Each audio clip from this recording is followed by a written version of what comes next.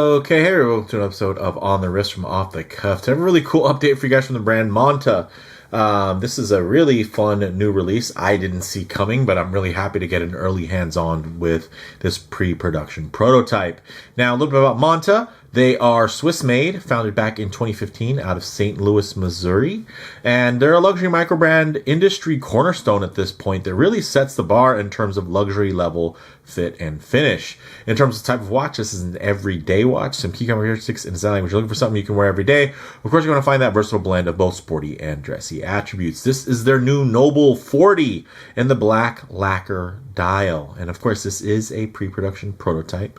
But the Noble 40 is described as a new and refined evolution of one of the brand's most celebrated designs. Thoughtfully resized to a versatile 40mm case, the Noble 40 delivers the perfect balance of presence and wearability, an everyday watch elevated to its highest form. Now, in terms of notable differences, really there's just one that stands out for me, which is going to be that this is, since this is a prototype, it doesn't have the production movement. So typically, the Monta caliber M22 is based off of the Sleeta SW300.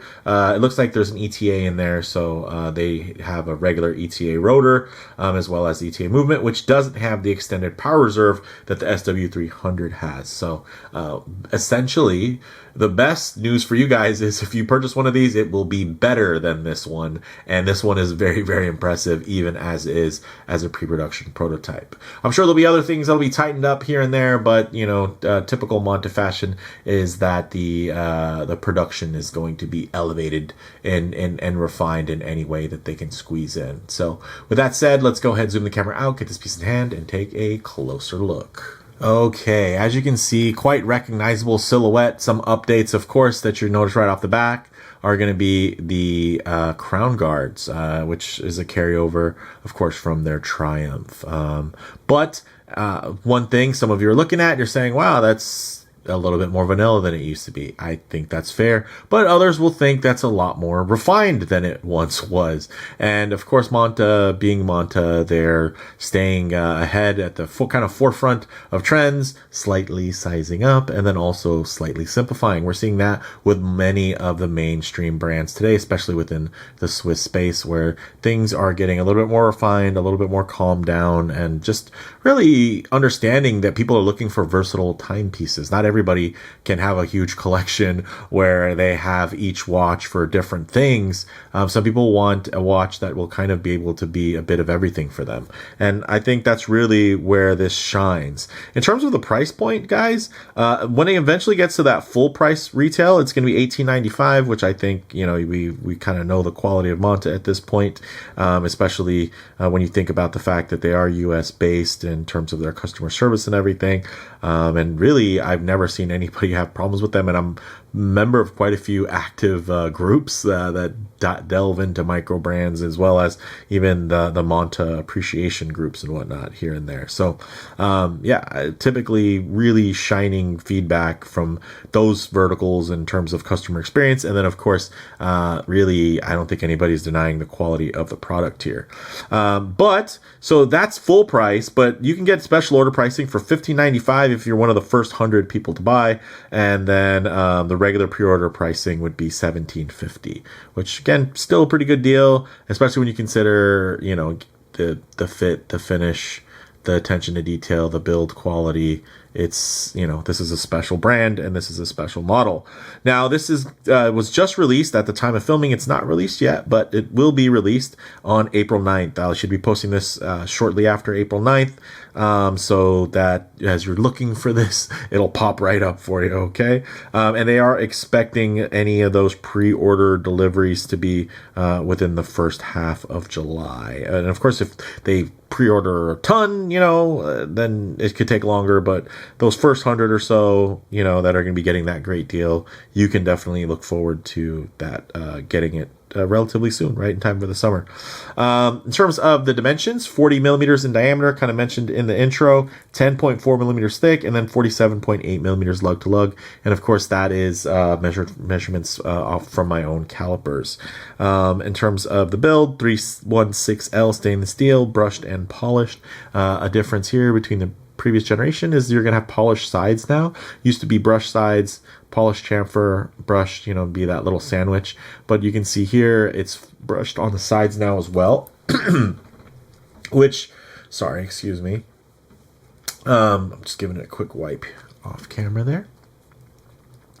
Which I know some people are going to think, oh, well, it's more, you can get scratched more and this, that. But also, when it's reflective, it's going to reflect off of your wrist, and it's also going to visually make this appear even thinner, which is nice. I'm a big fan of when brands do thoughtful things, and that is a thoughtful thing. Would I have preferred it to be brushed? Because I like to look at the fine hairline brushing that this has. Of course, I would have preferred that.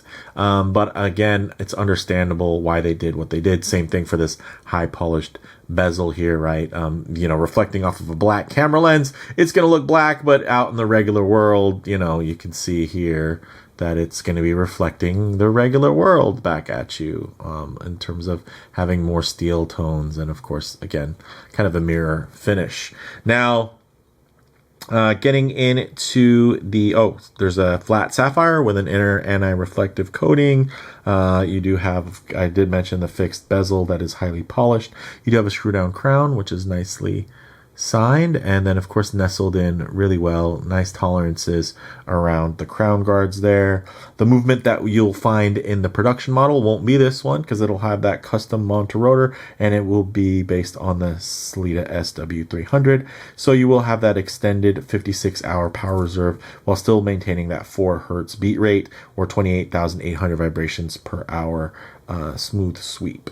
The dial here, guys, very special. It has this glossy black lacquer dial. You have applied indices, which have been simplified from the previous version, but they've also been brought in closer to the center versus being previously pushed all the way out to the outer reaches. So it's helping balance the dial a little bit more, killing some of that negative space and just making everything feel, again, a little bit more refined, a little bit more balanced. And then you do have the framed date at 6 o'clock, which is a nice thing to have. And some people would say, oh, well, I wish it was color matched. This is a deliberate choice. This isn't a shortcut. It's white to balance the 12 o'clock dual indice, right, in terms of that. So visually balanced. And I know some people, I'm a big fan of color matched date windows as well. For me, it's more about having not a reverse of what's on the dial, right? You have a black background, white text. Here you have white text, black. Or I would say, reverse that. White background, black text. That's what bothers me about that. But again, this is such an old school thing that, it's hard to, I think maybe if it was at 3 o'clock, if the date was there, it'd be easier for your brain to kind of reconcile that, because it would feel a little bit more traditional. I think the choice to do the more modern 6 o'clock date window, but also have it be in a more traditional offset in terms of the colorway, I'm conflicted about it, but by no means do I see it as like a wart or anything like that. I think it looks quite good. Again, it's really getting into the nitpicky area of things, which I don't mind doing because this is a review. But at the same time, I don't want to, make my pet peeves your pet peeves, because I've had people ruin watches for me when they point out things that were completely insignificant for me to look at, but then somebody else points it out, too many lines or stuff like that. Oh, the text looked like a tree, and it's just great watches have been ruined for me. So I try not to do that, because of course I spend a lot of time with tons of different watches. I own tons of different watches, and I am somebody who has like a watch for every different day of the week. So I'm looking for things to be off and different and quirky, which isn't everybody's thing. Now, getting into another great feature that we got here is we're going to have 200 meters now of water resistance. And of course, paired to that screw down crown, that's going to be confidence inspiring. So pretty much as deep as you're ever going to need to take this watch, you absolutely could do that. And with the level of legibility here and the thinness, there's really going to be no reasons not to wear this. Again, it's something that can be beachfront to boardroom, and I do like that.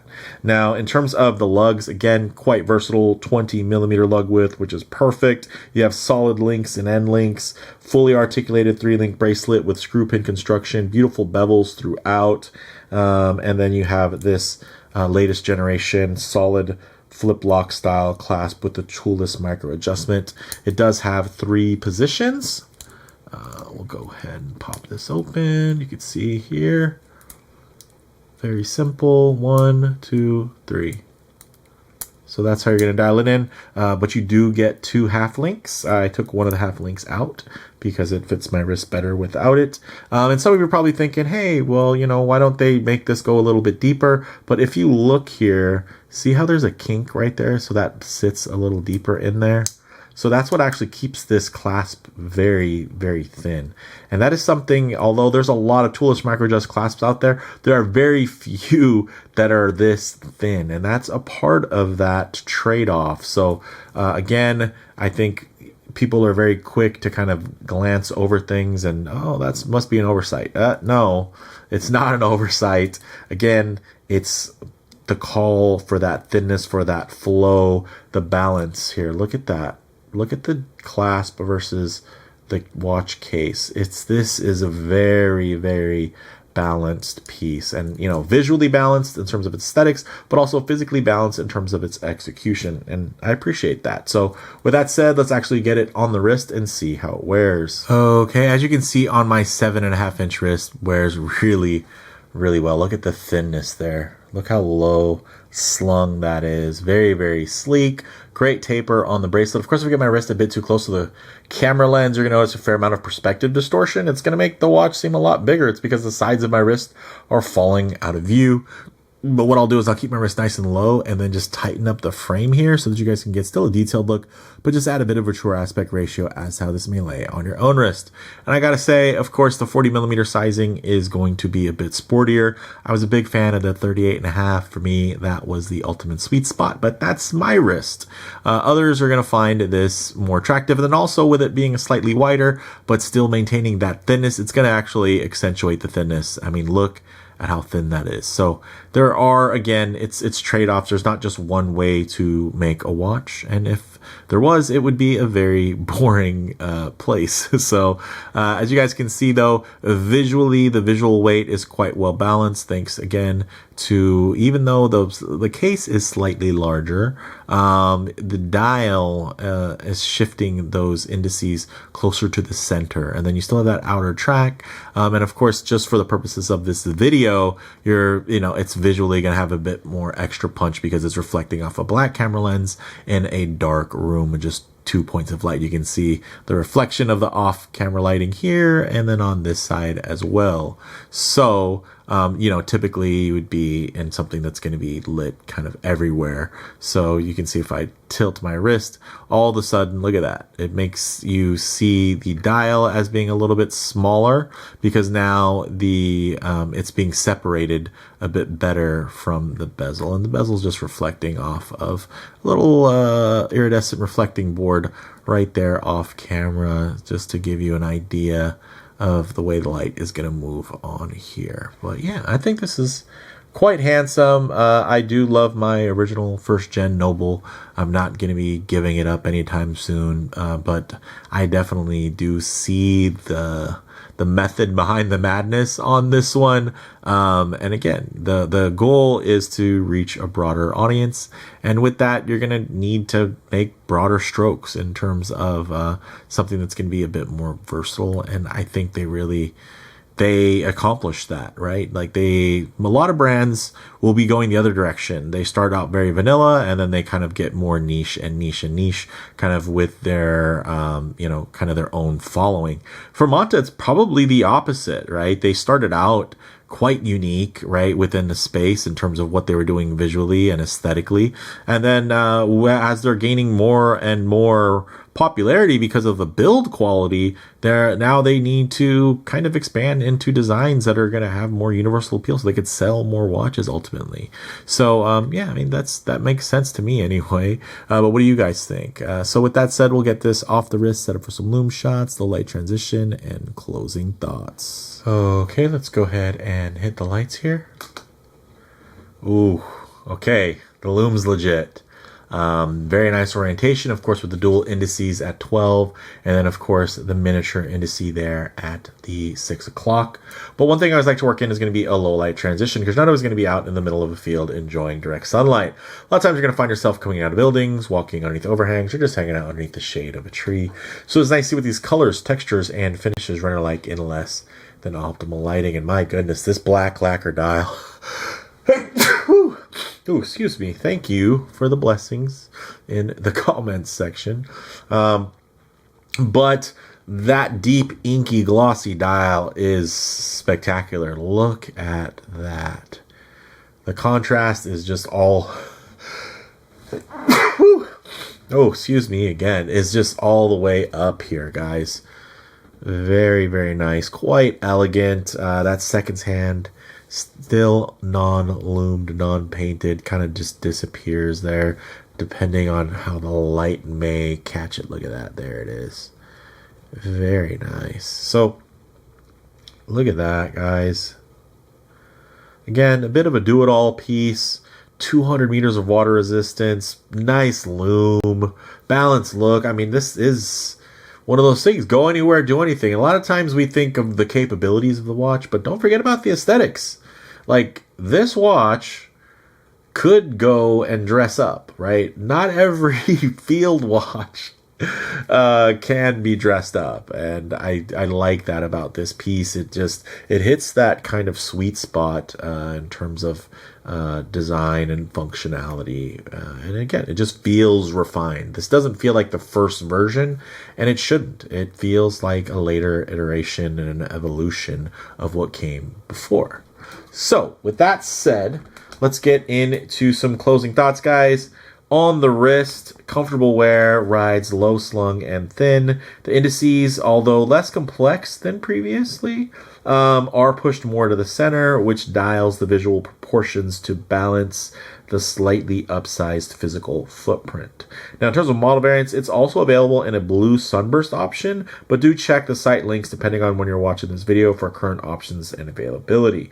In terms of comparable models, a lot of micros have stepped into that kind of affordable Rolex Oyster Perpetual segment, but rarely has anyone offered something in the same vein of luxury compared to Monta. So again, a lot of other brands are just kind of, hey, here's a cheaper version of what you want.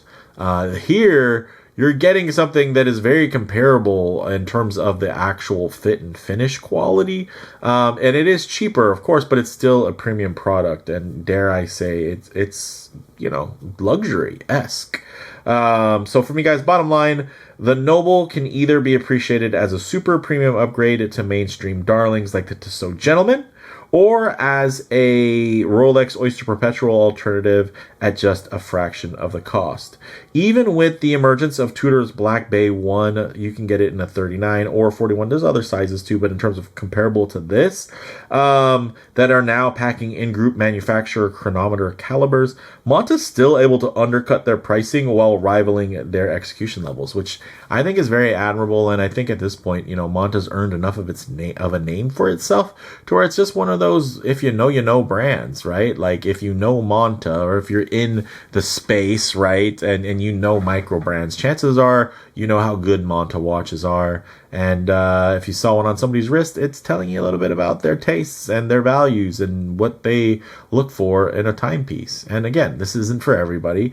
It's not for everybody. One, because of the price. Two, because it's Swiss made. Not everybody cares for Swiss made things. And then three, it's an American run brand, which some people won't even appreciate that they're, that the support team that they'll be reaching out to, where their first language is the English language. So again, if you value those things, though, then this offers you a whole lot. If you're somebody who's like, I'll stick to my Citizen, that's cool. Or I'll stick to, my micro brand watch that offers a similar spec. That's cool as well. But if you want to kind of elevate those particular recipes for success, I think Monta's done a great job of doing that. So big shout out and a thank you to Justin and the team at Monta for reaching out and letting me get a hands-on early with this piece. I'm very impressed, and honestly, I'm still arguing with myself over the Ocean King.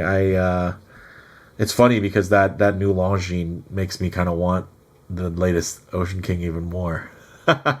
Yeah, so that's the effect that Monta has when you know their quality that you're getting for their products. So with that said, let me know what you all think down in the comments below. If you like the video, please hit like, and if you're already, please subscribe for more content just like this. Thanks, guys.